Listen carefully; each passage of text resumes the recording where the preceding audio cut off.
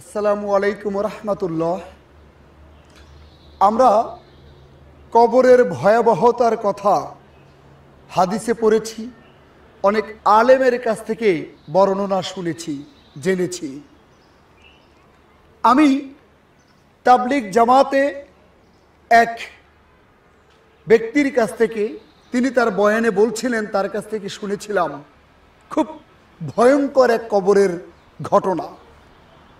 তাবলিগ জামাতের সেই ব্যক্তি বলেছিলেন যে ভারত পাকিস্তানের বা ভারতবর্ষের যখন বিভক্তি হয়, পাকিস্তান যখন আলাদাভাবে স্বাধীনতা পেয়ে যায়, সেই যুদ্ধের সময় 1948 সনের সেই যে যুদ্ধ, সেই যুদ্ধের সময় কোনো এক সেনাবাহিনী, সেই সেনাবাহিনী তিনি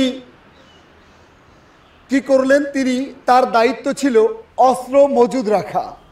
কবরস্থানের পাশেই অস্ত্র মজুদ রাখার একটা জায়গায় তার দায়িত্ব পড়েছিল পাকিস্তানি আর্মির।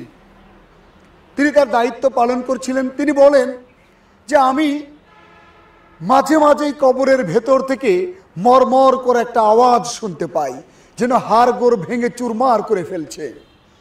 এই আওয়াজ আমি বারবার শোনার পরে আমি খুব গভীরভাবে কবরের দিকে তাকিয়ে দেখি যে ভাঙা কবর, অনেক আগের কবর। এই ভাঙা কবরের দিকে তাকিয়ে দেখি যে একটা ইঁদুর তার জিহ্বা বের করে হাড়ের সাথে স্পর্শ করে, কঙ্কালের সাথে স্পর্শ করে, আর কঙ্কাল যেন দুমড়ে মুচড়ে, হাড়গুলো দুমড়ে মুচড়ে যায়, আর এক ধরনের ভয়ঙ্কর শব্দ হয়। আমি রাইফেলের বাট দিয়ে আমি ইঁদুরটাকে বাড়ি মারলাম, ইঁদুর চলে গেল। আমি আবার 2 মিনিট পরেই দেখি আবার ইঁদুরটা ওই একই কাহিনী, জিহ্বাটা যখন ওই কঙ্কালের সাথে লাগাচ্ছে, কঙ্কাল যেন দুমড়ে মুচড়ে যাচ্ছে আর ভয়ঙ্কর রকমের একটা শব্দ হচ্ছে। আমি ইঁদুরকে আবার বাড়ি দিলাম। ইঁদুর আমার দিকে তাকালো। ইঁদুরের ছোট চোখ, কিন্তু আমার কাছে মনে হচ্ছে আগুনের ফুলকি বেরোচ্ছে। ইঁদুরের ওই ভয়ঙ্কর চোখ দেখে আমি দৌড় দিলাম।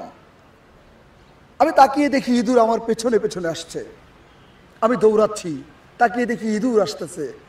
কেন যেন আমি ভীষণ রকমের ভয় পেয়ে গেলাম। এবং আমি জানি যে পানিতে নামলে সাধারণত ইঁদুর পানিতে নামবে না। আমি পানিতে নেমে গেলাম, উরু পানি পর্যন্ত নেমে গেলাম। ইঁদুর একেবারে পুকুরের পানির খুব কাছে এসে জিহ্বাটা পানির সাথে স্পর্শ করলো।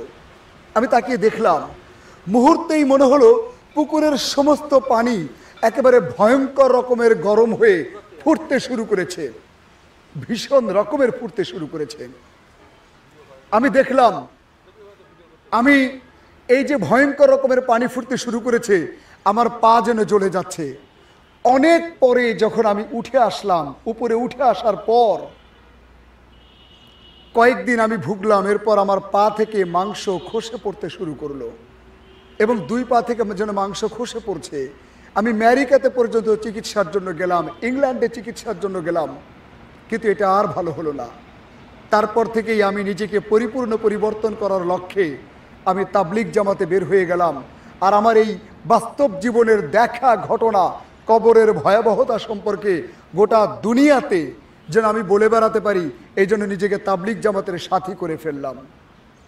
সম্মানিত দর্শক, সত্যি কবরের ভয়াবহতা আর ভয়ঙ্করতা যেহেতু অনেক বেশি, মরতেই যেহেতু হবে, আর কবর যেহেতু ফার্স্ট স্টেশন, প্রথম স্টেশন, কবরের এই আযাব থেকে বাঁচতে আমাদেরকে দুনিয়াতে তাকওয়া নিয়ে চলা, তাকওয়া অর্জন করা, আল্লাহ তাআলার কাছে তাকওয়া চাওয়া, খোদা ভীতি চাওয়া, আল্লাহ ভীতি চাওয়া, আল্লাহকে ভয় করে জীবন চালানোটা অত্যন্ত গুরুত্বপূর্ণ।